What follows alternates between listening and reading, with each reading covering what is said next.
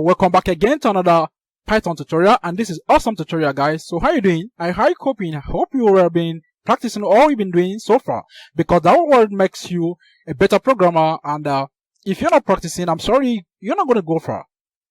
I'm sorry to say that, but if you're practicing and if you're really trying out what we've done so far, you're going to understand and you're going to lay hands on something better off after this tutorial. But when you just keep watching the videos and moving ahead by just watching, at a time you might be confused, and if you're asked to do that again, you might not be able to deliver. And if you can be able to try and practice, you see, whenever you're asked to do something and you only have your hands on something new, you can be able to do that immediately because you've been practicing ever since you've been learning all this. So don't just keep watching without practicing. I will advise you, when you watch, you practice, and that makes you a better programmer. Okay, so today we're looking at a string to list to string.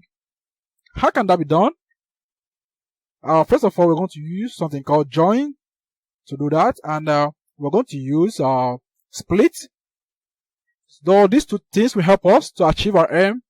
First of all, let's use join, and let's say I have this guy, semicolon, let me say semicolon here, and I'm gonna say dot join.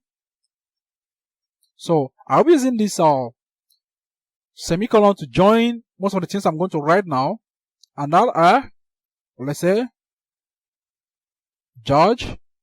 I'll put a comma. I'll put another one, Steve. I'll close this guy. I put a comma. I'll put G Steve.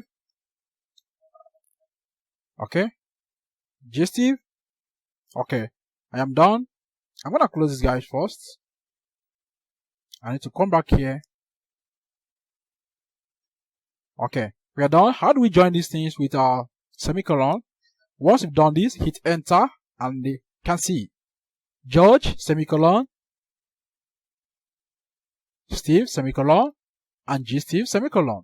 So here you can use join. You can move from string to list and to string. Now let's split these guys again.